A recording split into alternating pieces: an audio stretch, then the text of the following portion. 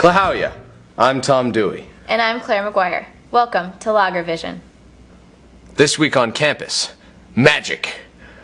The chemistry department's annual magic show is going up October 25th. There are 2 free shows at 4 p.m. and 7 p.m. in Schneebeck Concert Hall. I'll be there. Got a great idea for a novel? Then November is a great time to finally get it down on paper. The Creative Writing House is sponsoring National Novel Writing Month and is looking for participants who want to exercise their writing. Write afink at ups.edu for more information. Interested in free trade? Centralia Maldonado Vasquez will be discussing her participation in indigenous community development projects in her home region of Oaxaca. She will be speaking at 6 p.m. on Tuesday, October 30th in Rausch Auditorium. The deadline for submissions to Cross Currents, UPS's Student Literary and Arts magazine, has been extended to November 5th. Submit your works of poetry, prose, fiction, nonfiction, art, and photography, or anything else, to ccr@ups.edu. In sustainability news, do you have a sustainable project that needs funding? The Sustainability Advisory Committee, or SAC, is now accepting student proposals for on-campus sustainability projects.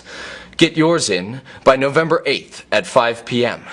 To pick up the evaluation application form, go to ups.edu/sustainability. In other sustainability news, the Sustainability Book Club will be reading Barbara Kingsolver's Animal Vegetable Miracle, about a family who eats only locally produced foods for a whole year. Learn more about this haunting tale at www.ups.edu/sustainability. Flu shots are now available at Shaw's, Wheelock Student Center 216 for $17. Call extension 1555 to schedule your appointment. I'll be there. It's now time for Lager Sports. Last Wednesday, the women's soccer team defeated PLU 4-0, while the men's team also defeated PLU 1-0. We now go to Radian Kane, who's reporting live at the women's volleyball game versus Pacific. Radian? Yes, Claire, it's been pure pandemonium once again at this epic game of spikes, volleys, and lots of hugging. Here's some of today's highlights.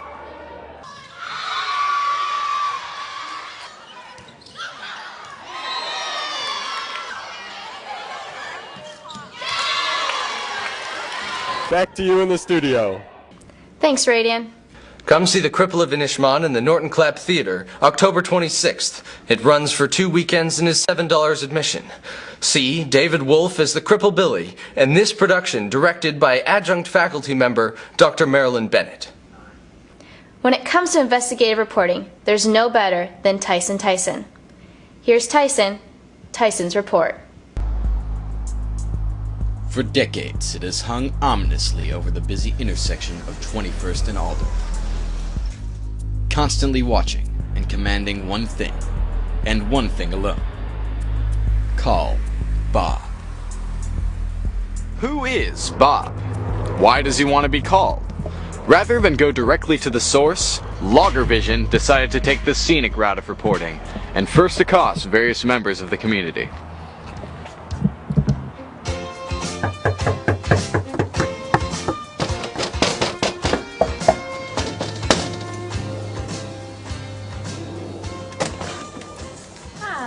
Hi ma'am, this is Tyson Tyson, reporter for Lager Vision. How are you? Good, how are you? Good. We're here to ask about Bob. Do you know who Bob is? No. The sign on 21st and Alder, the Bob who wants to be called. Do you know who that is or why he wants to be called? I'm sorry, no. I don't know what you're talking about. Okay, thank you ma'am. Bye. It was the same door after door. No one knew who Bob was, and no one wanted to talk to me. I began to lose hope. Maybe Bob didn't really exist. Maybe he didn't want to be called after all. Maybe all my work was for nothing. Maybe I really was inadequate in bed. But then, a clue.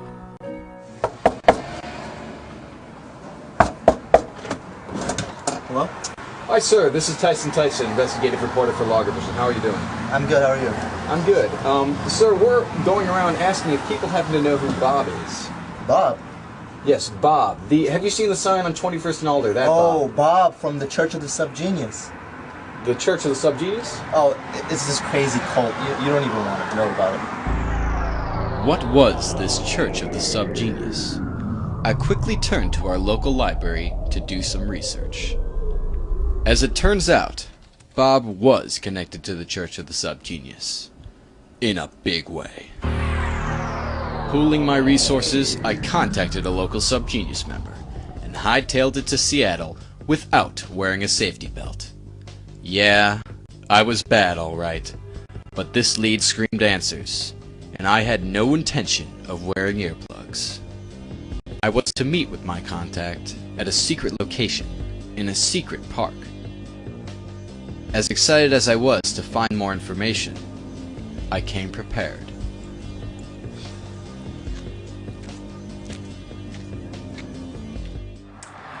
What do you have to do with this Church of the Subgenius? What is the Church of the Subgenius? Well, the Church of the Subgenius is basically an organization for non-joiners whose main focus is on developing one's abnormality potential to be able to not just simply be a weirdo, which most people are if they would care to admit it to themselves, but to expand their weirdness potential to such a degree that they are baffling the normal people around them into giving them anything and everything that they could possibly want just out of the sheer force of their abnormality. Oh, I see. Our other goals are to unmask the conspiracy of normals, that element of human behavior which is so deeply buried that most people don't even realize that there is a conspiracy, including those at the very top of the conspiracy ladder. Making sure that the world knows that everything that is screwed up is their fault, and that they can safely blame them for everything and fight back using the powers of abnormality and slack as taught by J.R. Bob Dobbs. Are you lying? No. You sure? As sure as a religious nut can be. Now here's the big question. Who is Bob? Well, Bob is the world's greatest salesman. He's been gifted with incredible luck powers that allows him to literally sell anything. And in 1953, while he was experimenting with a television of his own design, he was encountered by this alien god by the name of Jehovah One, who claims to be responsible for all religion on this planet, and that he had picked J.R. Bob Dobbs as his prophet for this new age, and predicted that the end of the world would come on July 5th, 1998. We talked for what seemed like moments, but I couldn't be sure. I learned all about the Church of the Subgenius, Slack, and J.R. Bob Dobbs. But was there Bob, my Bob? Why does Bob want us to call him? That's actually a funny question, because my understanding is the billboard in question just has the name Bob, but not in quotes. In church dogma, Bob's name is always in quotes, sort of a demonic halo around his name, you could say. Therefore, any Bob whose name is not in quotes is not our Bob. So I suspect that you're dealing with a false Bob who's trying to lead you away from Slack into a life of total normalcy. I'd be careful when calling that particular number if I were you. I had traveled to the ends of Tacoma, but was left with only more questions.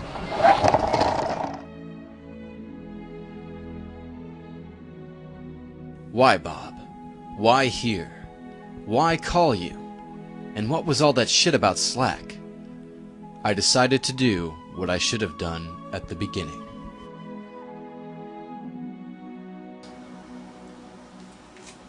Calling Bob.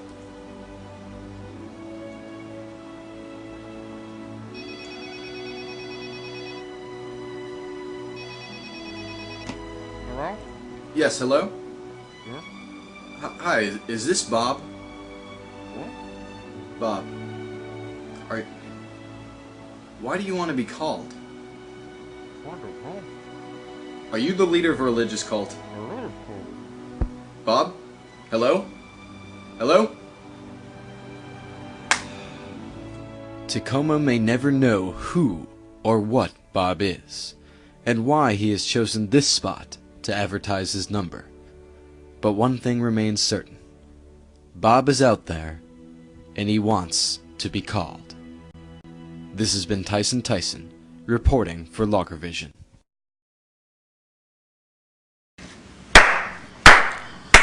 Fantastic.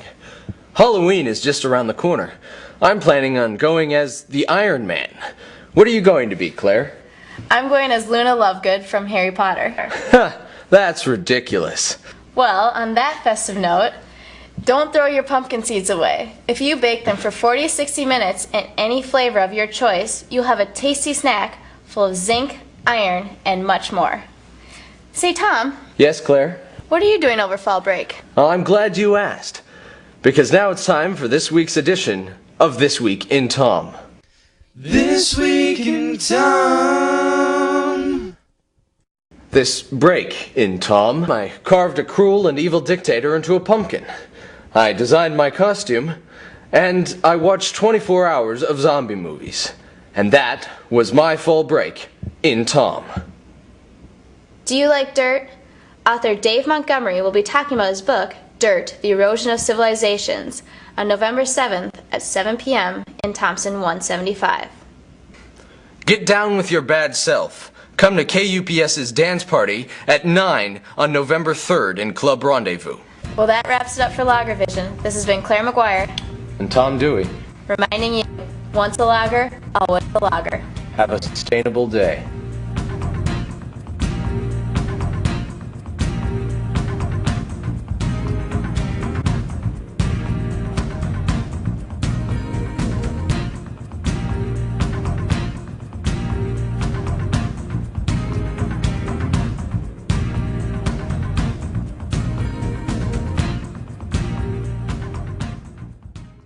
Friends, do those nouveau, pomo, boho, a-go-go, mofos, got your ho-hos a no-go?